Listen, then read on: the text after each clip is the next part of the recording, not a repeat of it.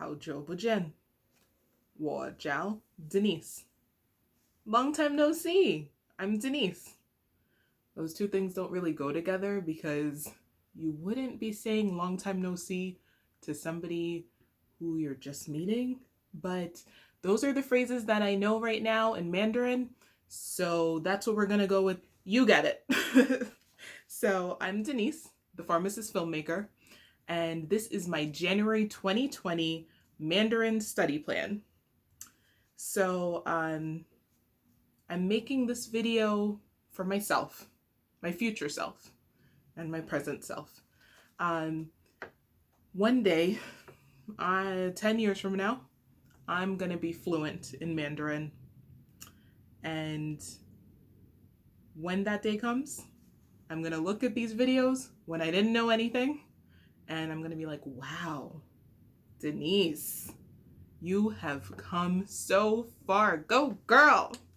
And I'm going to be just so excited. I'm also making these videos to maybe make this fun, this Mandarin learning journey, and to possibly hold myself accountable to keep going. So far my Mandarin learning journey up to this point, about a year ago, I bought an online course called Yo-Yo Chinese, and it was really awesome. It has cute videos and songs, and the teacher is great, and I learned a lot. I studied it every day, every morning when I had breaks at work. I was studying, and I was watching Mandarin speaking shows, and I was picking up a lot of things. So Yo-Yo Chinese is really big on your study streak. That means it'll say, you've been studying now for 10 straight days. You've been studying for 20 days. You've been studying for 30 days. Great job. Keep going. So I studied for 100 something days, and I was faithful to it. I was learning. I was kicking butt. Then life happened, and one day I forgot, or I got too busy, or whatever it was. I didn't study that day, and then my 100-day blah blah blah streak went to 0. Yeah, and it was horrible. And I was like, you know what? Throw the whole Mandarin away. Throw the book away. Throw the course. It's dead to me. It was traumatic.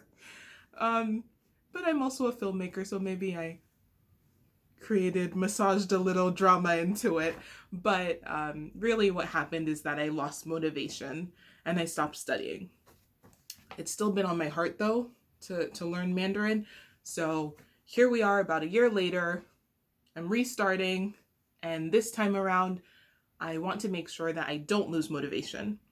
So in my study plan, I'm going to always try and put in a motivating factor. So for me, the best motivation I could probably have would be to actually just book a trip and be like, right now it's January 2020, December 2020, flying to China. Denise, you need to know some Mandarin. Because when I get to the airport and they're I'm looking around and I'm like, I don't know where my bags are. And then I'm going to be like, do you know, sir? Excuse me? And then he's going to be like, no, I don't know.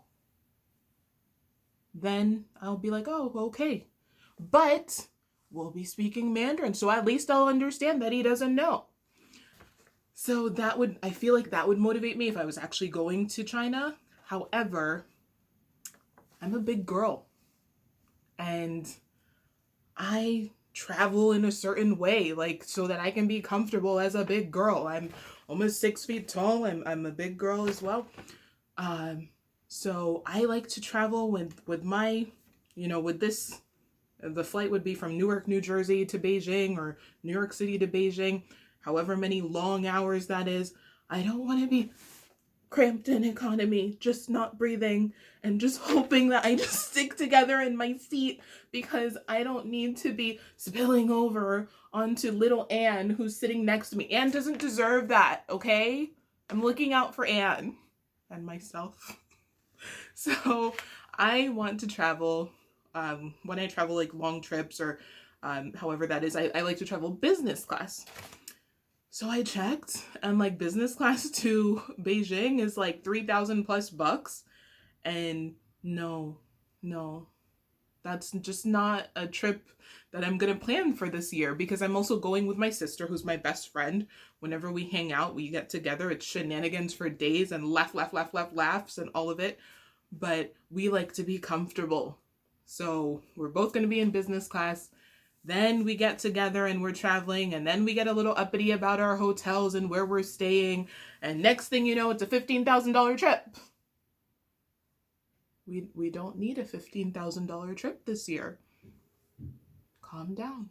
Calm down, okay? So, if I can't go to Beijing, China has to come to me. So, how am I going to do that? I'm planning on doing it by bringing in some Chinese culture into my life. I use the word culture very loosely. Basically, I really just mean anything that sort of has some Mandarin in it that I'm going to maybe enjoy. A show, a play, something. So I was looking at January 2020 events. So I have 2 of them so far. The first one is a screening of a film called The Farewell. The plot, I believe it's supposed to be this grandma. She's terminally ill. Her family knows, but she doesn't know. I guess there's not like HIPAA happening there, because like, why doesn't she know but other people know her business? I don't know. I'll find out. And so it's in this film, supposedly the family start making arrangements to come and say goodbye to her, because they know she's dying but she doesn't know she's dying. And but they're doing it like without actually saying goodbye. So just deception. And it sounds juicy. It sounds good. I'm totally here for it. It's female driven, and I love, movies with girls in them as the protagonist. So I'm here for it. We'll see how that one goes. And it said it's in English and Mandarin, so we'll see. Oh yeah, if I'm looking around, I have an outline that I'm following so I don't forget stuff. And then I have a bunch of cats. So sometimes they walk around, they might meow, they may or may not be in the shot. And that's just life. Cat life. So the second cultural event, Chinese event I'm going to go to, it's actually for the Chinese New Year, because January 25th, 2020 is the Chinese New Year. So this month, I'm actually celebrating 2 New Years. But it doesn't mean that I'm aging like faster.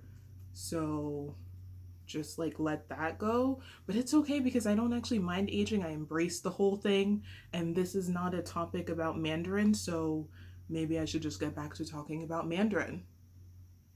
That sounds like a plan. Yeah. So so it's a show called Nai Ni Chun Dance. Okay, and in Mandarin, I actually don't know if that's how you pronounce it, because in Mandarin there's this the writing system called pinyin. So pinyin is like how beginners learn, and I think like baby Chinese kids also learn pinyin in the beginning, like when preschool or something, but I might be wrong. And it's it's like A B C D E, like that's how it's written out. And it'll have tone marks on it, so like how to say it, because in Mandarin the way you inflect your voice changes the meaning of a word. So this Nai Ni Chun doesn't actually have any tone marks, so I don't know exactly how to say it, but when I go watch the show, enjoy it, I'll learn. And that's what it's about, isn't it? So that's the first part. That's the whole motivating part, bringing in some Chinese culture so that I continue studying.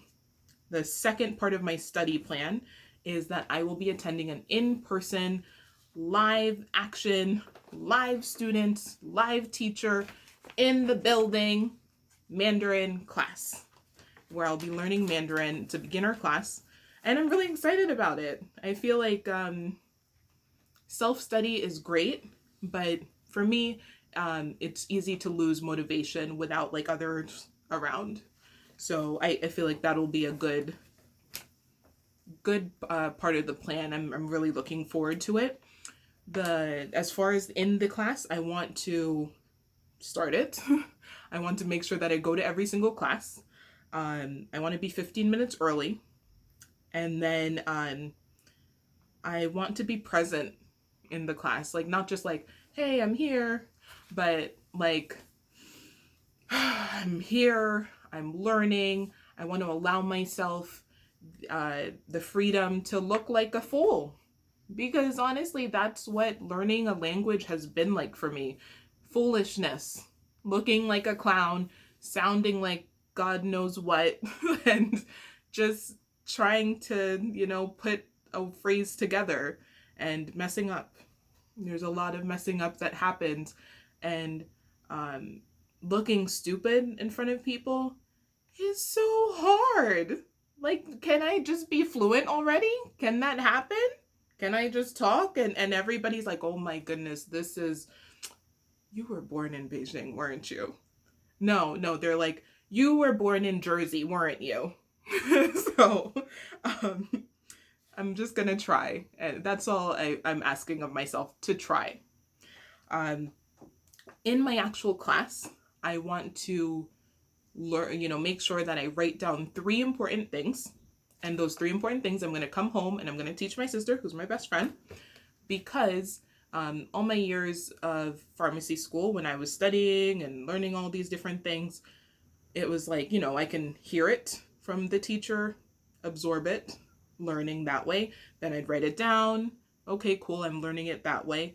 But then when I could actually teach somebody else what happened, what I learned, that's like, Denise, you might have it now that you're teaching somebody else. You might actually get it.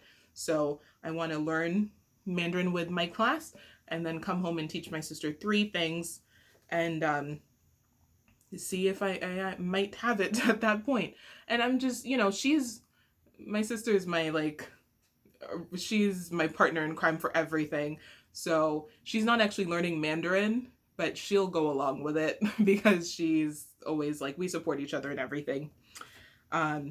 Then I want to make index cards for all the vocabulary that I learn in class and review those cards daily. So that was my second point of the study plan, the in-person class. Third point of the in-person class, I want to continue with Yo-Yo Chinese. So that's the online course that I bought. I want to use it as a supplement because it was fun, it was catchy, it was easy, so that I can continue learning other stuff. I think like they were great with like doing grammar and just like pointing out cool things in Mandarin. So I'd like to continue with that. However, if it's like conflicting with what I'm learning in class, then I'll adjust it and maybe not do it, or we'll see how it goes. Everything here is like very flexible, very fluid. That's real life is like that.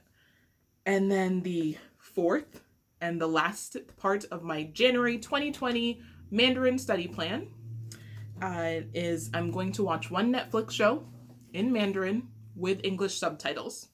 So I have like so many shows in my Netflix queue. I don't know about you guys, but there's so many that I haven't watched that have been there for like over a year plus. And I'm like, oh, this looks good. For some reason, I thought that a year ago, and it's just sitting there. So I have all these like Mandarin speaking shows that I haven't watched that are in my queue, but now I need to go back and see what brings me a little bit of excitement and what sparks my interest, and try and watch that one. What I've seen with some of the Mandarin shows though, on Mandarin speaking shows on Netflix, there are like a couple different types, even more than probably I'm gonna say, but there'll be like all these fighting ones, and I'm not really interested in that. Then there'll be these ancient like Chinese ones, which are cool. But they'll be like, I don't know, I just get lost in them sometimes, but not like lost in it, like swept away, and I'm like, oh my goodness, this is so awesome. No, I'm like lost.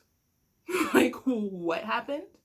So it'll be like, okay, so it'll be cool, like visually, it's amazing.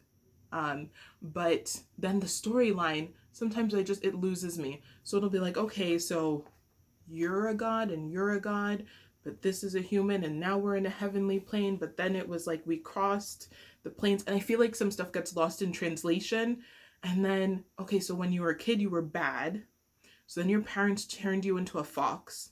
And then now somehow you're a god here, and then you're in love, and there's an eternal love, and so much is happening, but I don't know what's happening. I don't understand.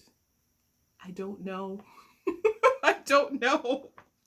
So I have to make sure like I'm watching something I actually want to watch. And then there are other ones that are like romantic comedies, which I love. And not all of them, but some of them. Basically, I like shows and movies that are female driven, which to me means has a female main character and she's not being an idiot. Yeah, like she has a brain, she uses it. She is going about her life, figuring things out, and it's entertaining. Those are the shows I like to watch. Um, but yeah, that's my January 2020 study plan. I'm going to look forward to it. I feel like really optimistic about it. I think that at the end of January or after at some point, I'll come back and I'm going to have a lot of things to talk about. So yeah, wish me luck. Otherwise, please remember to like, comment, and subscribe. So you can come along with me on my journey to learning Mandarin.